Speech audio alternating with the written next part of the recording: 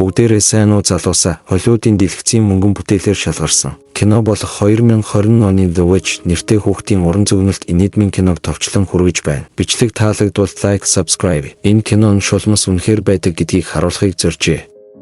Киноны үйл явдал эцэг ихтэйгээ ахуулсан 6 дээрх хүүгийн дүр төрхөөр эхэлдэг. Эхний зураглалаас нь үзэхэд түүний эцэг их байхгүй болсон нь илт харагдаж байна. Аав ээжигээ их сандаг байсан болохоор тэр ихэнхдээ уйдгар гунигт автаж гуниглахаас өөр юу ч хийж чаддаггүй байв. Энэ хэцүү шалтгааных нь улмаас түүнийг эмээтэй амьдруулахаар шийдвэрлэжээ. Бяцхан хүүг Сэм гэдэг. Сэмийн эмээ түүнд маш их хайртай, халамжтай. Тэр Сэмийг зугаацуулж түүнд үргэлж амттай хоол хийж өгдөг, бас хизээж ганцаардуулдаггүй байв.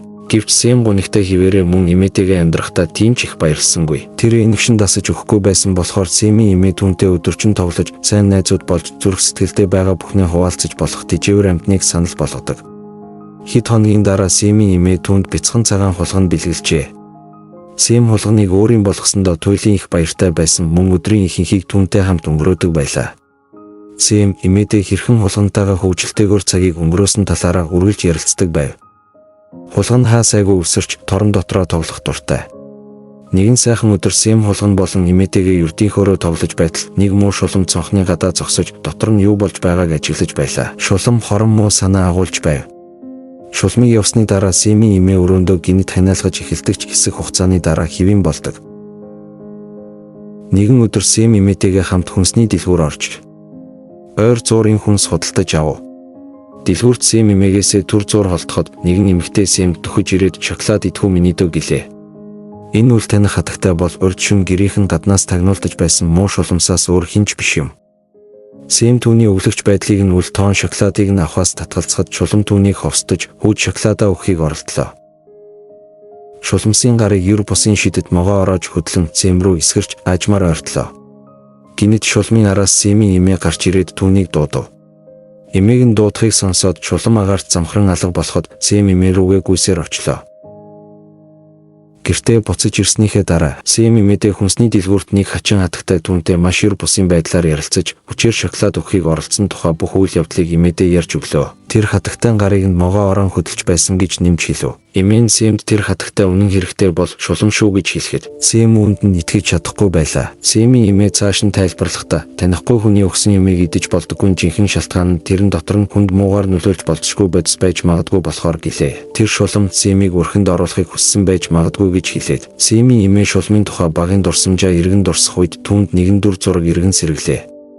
Тэр 10 орчим настай байхдаа найзтайгаа хамт алхаж байгаад гинэт эргэж хартал найз нь байдгүй түүнийг олж чадсангүй. Тэрээр зах дээр ирэхэд нэг хачин бүсгүй найзд нь шоколад өгч байгаа харагдав. Тэр шулмын ард бүх шулмуудын толгойлогч байсан. Тэр найзтайгаа гэртээ буцаж ирдэг. Маргааш нь ээж нь гизгийг нь сүлцсний дараа найз нь дахиа болон хувирахыг нүдэрээ харсан. Энэ нь магадгүй шулмын хийсэн эд шидийн үр дүн эсвэл түүнд өгсөн шоколаднаас болсон юм байна гэж тэр ойлгосон юм. Ийм шалтгаантай байсан учраас эмээ нь Сэмд багасаа эхлэн шулмаас хол байхыг хичээж тэднээс болгоомжилж байхыг анхааруулжээ. Тэр Сэмд өөрт нь ямар нэгэн шулам ойртож ирэнгүүт нь мэдэгдэрэй гэж хэлв. Тэрээр Сэмд үргэлжлүүлэн хэлэхдээ ялангуяа ядуу хүмүүсийг онилдог учраас тэднийг онилсан байна. Учир нь тэднийх ядуусын хорооллын байшинд амьдардаг болохоор тэд гэрээсээ аль болох хурдан гарах хэрэгтэй гэж хэллээ. Тэд машиндаа суугаад 5 модтой зочид буудлын руу чиглэн явв. Сэмийн эмээ зочид буудлын менежертэй сайн харилцаатай байсан юм. Тэр хоёр зочид буудалд өрөөдөө болсон ч харамсалтай нь бүх шулам тэнд буудлахаар цугларчээ. Тэд бүгд дэгжин хувцлаж хамтлагаараа оройн хоол идэхээр ирсэн байв. Тэргүүн шулам менежерээс уулзалт хийх танхим шаардлаа. Уулзалтын үеэр хорон санаад тэргүүн шулам өөрийн бузар санаагаа аимшигтайгаар илтгэв. Тэд бүх хүүхдүүдийг хулгайлж тэдэнд эд шидийн эмтэй шоколад өгөх тухай байлаа. Эдгээр шоколадыг идэхэд хүүхдүүд амтан болж хувирдаг. Шулам халдсан байх ба мөн гартаа 3 хуруутай байв. Зарим хүүхдүүд ичхүүр сунжуургүй байдаг учраас энэ ертөнцид байх ёсгүй гэж тэр хэлв. Хин нь ичхүүргүй муу хүүхэд вэ гэдгийг шулмууд шийдвэрлэж амжаагүй тул шүн надар бороо орохоор бүх хүүхдийг онилохоор болдог. Сэм эмээгээсээ шулмын дүр төрхийг асуухад шулам үнэхээр урт хуруутай болохоор бээлийн өмсдөг мөн шулам бас муухай өстэй тул малгай өмсдөг гэж хариулжээ. Цонхон дээрх шулмын сарууны аимшигтай дүрсийг харсан болохоор Сэм маш их айж байлаа. Маргааш өглөө нь Сэм хулганаа аваад танхимд тоглож байлаа. Гэвч азгүй Сэм тэргүүн шулам тэргүүтэй шулмын бүлэг бүхэлдээ танхимд орж ирэхийг хараад тайзны ард нугдахаас өөр аргагүй болжээ.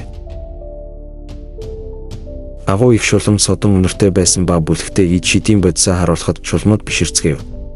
Шоколадандаа туслаар нь хийж бэлджээ. Тэр шоколадыг идсэн хүүхдүүд амтан болж хувирах ёстой. Тэр гинэт зогсоод хөмсгөө зангидан араатан шиг шиншилж тайзыг авч шидсэн ч хэнийг ч олсонгүй. Сэм агааржуулалтын шугам руу орж хасхавчийн ард нугдаж чаджээ. Тэргүүн шулам Сэмийг барьж авах даваан дээр нэг хүүхэд танхимын хаалгаар орж ирэхэд туслах шулам хүүхдийг дотогш оруулж шидэд саваагаараа хаалгыг төвжив. Хүүхэд идэх туршилтай бололтой. Тэргүүн шулам хүүхдийг шоколадаар дуршлыг нь өдөөхөд хүүхэд шоколадыг хазмагцал түнд хүчтэй нөлөөллөө. Чих хамрын нүхнээс нь хачин утаа гарч эцэст нь хар хулган болон хувирав. Хулган танхимын үдийг олох гэж сандрангүйхэд шулмууд чарлалтан зарим нь хулганыг гიშхийг оролдов. Сэмийн хулган агааржуулалтын хаалтнаас гарч хар хулганы сүүлнээс чирсээр түүнийг авардаг. Гэвч харамсалтай нь Сэм шулмуудад баригдсанаар алдаа гаргасныхаа төлөөсийг төлөхөр болов. Тэргүүн шулам түүнийг мэдээд барьж аваад чирч гаргалаа. Бүх шулмууд Сэмийг хөдөлгөөнгүй байлгахын тулд гар хөлнөөс нь барьжээ. Тэд Сэмийн чихэнд бодисоо хийж түүнийг бор хулган болгочихдог. Шулмууд Сэмийг алхаар оролдоход тэрээр агааржуулалтын нүх рүү гүйж бусад хулгануудтайгаа нийлж бүгд амь тэмцэн хамтдаа гүйж тэргүүн шулмын савраас бултаж чадлаа. 9 минут гарсны дараа Сэмийн бяцхан цагаан хулган охин хулган байсан бөгөөд шулмууд түүнийг хулган болгож хувиргасан байжээ. 3 хулган хоорондоо сайн найзууд болж шулмуудаас өшөөгөө авахаа тангараглав. Тэд цаг чөлөө өгөлгүй Сэмийн эмээ дээр ирэн хүний хэлээр шулганалтахад тэр эхлээд харсан зүйлдээ итгэж чадахгүй мэдээж айж байлаа. Өдгөө бор хулган болсон Сэм эмээдээ шулмууд тэднийг ид шидийн бодисоор хулган болгосон гэж хэллээ. Сэмийн эмээ тэдний байдлыг хараад маш их гуниглаж шулмуудаас хариугаа авах хүсэлтэй байгаагаа илэрхийлв. Тэдний өрөөний тагтнаас шулмуудын байрлаж байгаа өрөөний тагт харагдаж байгааг Сэм эмээдээ хэллээ.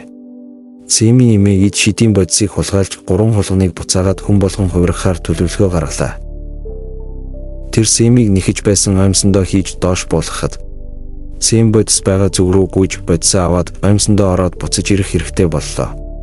Эмээ нь Сэмийг оймсонд хийгээд аажуухан буулгаж эхлэв. Сэм шулмуудыг маш хянуур ажиглаад эргэн тойронд шулан байхгүйг хараад гүйж очиод бодисыг олж аваад оймс руугаа буцав.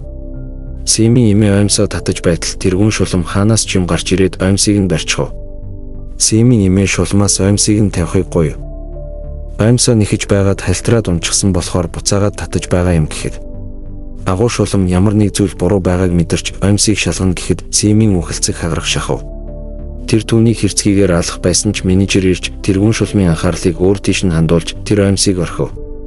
Сэмийн эмээ түүнийг аюулгүй татан авлаа. Тэр бодисыг тавганд хийж 3 хулган нууг ундааг хүртсэн боловч дахин хүн болж хувирсангүй. Тэдний гайхширлыг төрүүлв. Уг бодис нь хүнийг хулган болгож чадхаас биш харин эсрэгээрээ хүн болгон хувиргадаггүй ажээ. Өшөө орсолтоо авцсан Сэм эмээдээ дахиж хүн болох боломжгүй болохоор шулмсуудын орой уух гэж байгаа шүлэнд нь хийгээд өгчихье гэж хэлв. Зөвхөн Сэмийн эмээл гал тогооны өрөөнд орж төлөвлөгөөг хэрэгжүүлэхэд нь тусалж чадхаар байлаа. Сэмийн эмээ энэ санааг дэмжиж бодисыг шүлэнд нь холиулахаар Сэмийг бодистой нь цүнхэндээ хийж гал тогооны өрөө рүү оруулж чадав. Гал тогоонд орсныхоо дараа Сэм завгүй гал тогооны дунд шүлэнд нь бодисыг хийхээр ажиллав. Зочид буудлын менежер Сэмийн эмээг олж хараад хулгануудыг гал тогооны өрөөнд оруулсанд нь бухимдахад тэд түүний хулган биш гэж хариуллаа. Менежер эмээгийн өрөөнд хулгануудыг хайгаад юу ч олсонгүй. Сэмийн эмээ тэр 3-ыг төрөвчнийхээ болонд нуусан байжээ. Сэмийн эмээ тэдний эсрэг хэрэг үүсгэж зочид буудлыг нь бүхэлд нь хаалгана гэж менежерт анхааруулдаг. Менежер Сэмийн эмээгээс уучлалт гуйж оройн хоолоор дайлахыг гуйв. Тэр төлөвлөгөөгөө амжилттай биелүүлж оройн хоолоо идэхээр суув.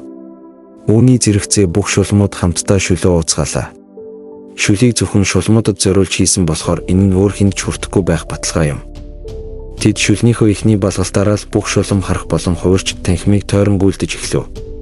Сэмийн эмээ буудлын ажилчдын хамт харахнуудыг алхаар хөөцөлтөн тэр шөнийг хөвжөлтэй өнгөрөөжээ. Бүх зүйл намжихад тэргүүн шулам шүл амсаагүй харах болоогүй юм. Түүнийг Сэмийн эмээ рүү дайрах гэж байтал Сэм 2 найзтайгаа хамт шулмын хөлийн хуруунд хулганы хавх тавихад их шулам чангаар хашгирав. Тэд лонхыг бүхэлдэн түүний ам руу юулв. Агуу шулам том харах болж хувирсан боловч Сэмийн эмээ түүнийг шилээр хөмрөөд дээр нь хідэн ном тавиад шилний хажууд хар муур үлдээжээ. Сэмийн эмээ 3 хулганыг аваад зочид буудлыг тойрон явв. Тэд зочид буудлын гадаа тарган хүүгийн ээж дээр очиход тэр шууд л хүүгээ хүлээн зөвшөөрсөнгүй. 3 бяцхан найз Сэми эмээгийн хамт гэртээ буцаж ирэв. Тэд хамтдаа хоол идэж, бүжиглэж тоглоцгоолоо. Хэрвээ энэ бичлэг таалагдсан бол лайк, share, subscribe, comment бичгээ мартаоцай.